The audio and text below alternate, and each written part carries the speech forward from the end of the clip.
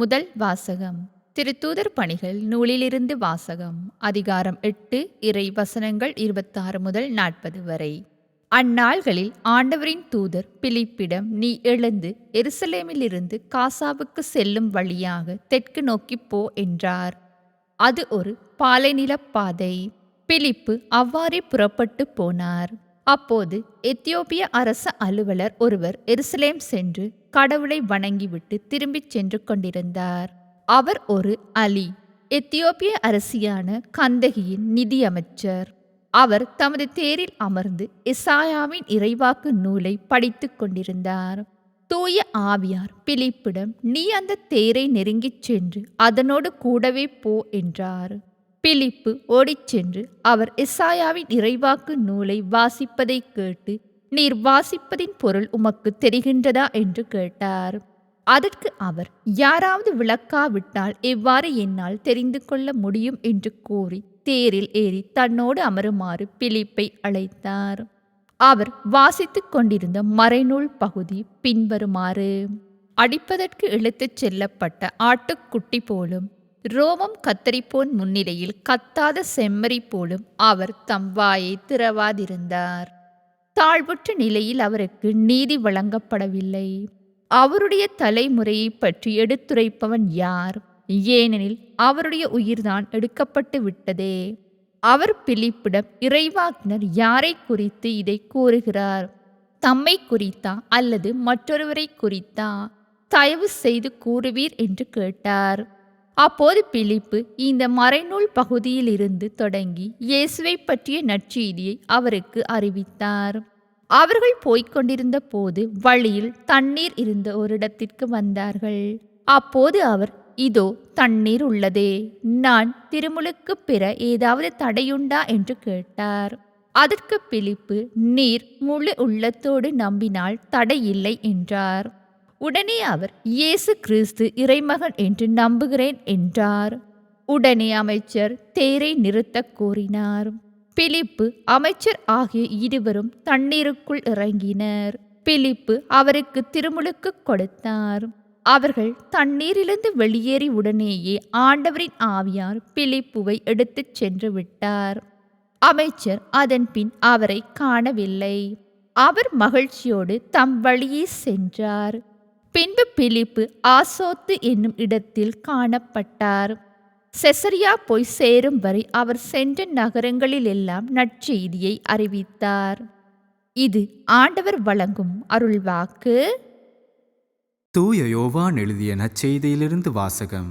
அதிகாரம் 6, திருவசனங்கள் 44 தொடக்கம் 51 வரை. அக்காலத்தில் இயேசு யூதர்களை பார்த்து கூறியது: என்னை அனுப்பிய தந்தை ஈர்த்தாலொழிய எவரும் என்னிடம் வர இயலாது. என்னிடம் வருபவரை நானும் இறுதி நாளில் உயிர்த்தெழச் செய்வேன்.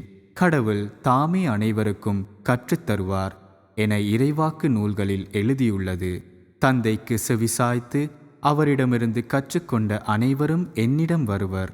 கடவுள் தாமே கற்றுத்தருவார் என்பதிலிருந்து தந்தைக்கு செவிசாய்த்து அவரிடமிருந்து கற்றுக்கொண்ட அனைவரும் என்னிடம் வருவர்.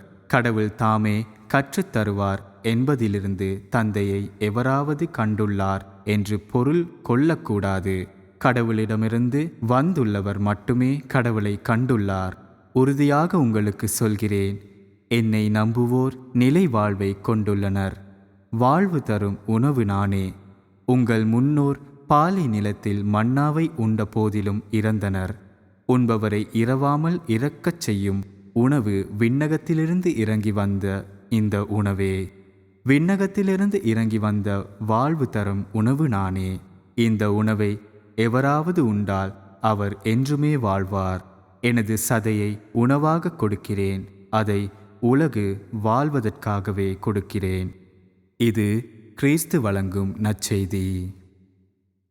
அன்பான சகோதரங்களே, பாஸ்கா காலத்திலே நாங்கள் திருத்தூதர் பணியிலிருந்தும் யோவான் நற்செய்தியிலிருந்தும் நாங்கள் இறை வார்த்தைகளை வாசிக்கின்றோம், தியானிக்கின்றோம்.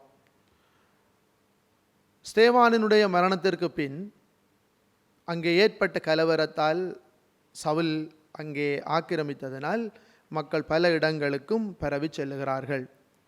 இவ்வாறு பரவி சென்ற இடங்களிலே இறை வார்த்தை அறிவிக்கப்படுகிறது.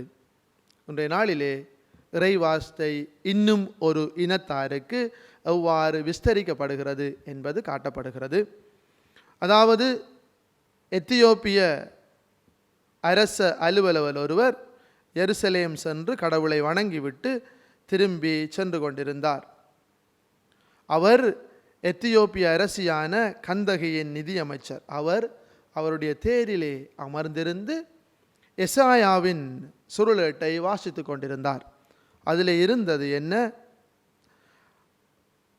அடிப்பதற்கு இழுத்துச் செல்லப்பட்ட ஆட்டுக்குட்டி போலும் ரோமம் கத்தரிப்போர் முன்னிலையில் கத்தாத செம்மறி போலும் அவர் தம் வாயை திறவாதிருந்தார். இந்த செய்தியை அவர் வாசித்து கொண்டிருக்கிறார். அப்பொழுது ஆண்டவருடைய ஆவியானவர் ஆட்கொள்ளுகிறார் பிலிப்பை. அவருடைய தேருக்கு செல்லுமாறு பிலிப்பு செல்கிறார். இதன் பொருள் விளங்குகிறதா என்று கேட்கிறார். பிலிப்பு அதனுடைய பொருளை, எவ்வாறு கடவுள் இந்த திட்டத்தை, மீட்பு திட்டத்தை இயேசு வழியாக தீர்ந்தார் என்பதையும், எவ்வாறு இயேசு வழியாக அது வெளிப்படுத்தப்பட்டது என்பதையும் பிலிப்பு அங்கே வெளிப்படுத்துகிறார். இதனால் அவர் எத்தியோப்பிய அந்த அரச அலுவலகர் திருமுழுக்கு பெற்று ஆண்டவருக்குள்ளே புதிய கிறிஸ்தவனாக மாறுகிறார்.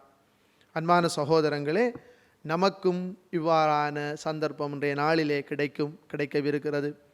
எனவே நாம் பிலிப்பு கிடைத்த சந்தர்ப்பத்தை பயன்படுத்தி கொண்டு இறை வார்த்தை அறிவித்தார். அவ்வாறு நாம் அறிவிக்காமல் விட்டுவிட முடியாது. நாம் அதை கொடுப்போம்.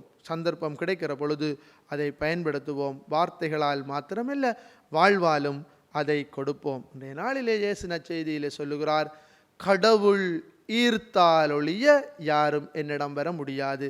கடவுள்தான் எத்தியோப்பிய நிதி அமைச்சரை, அந்த அரச அலுவலரை தன்பால் ஈர்த்தார். அதற்காக பிலிப்பை பயன்படுத்தினார்.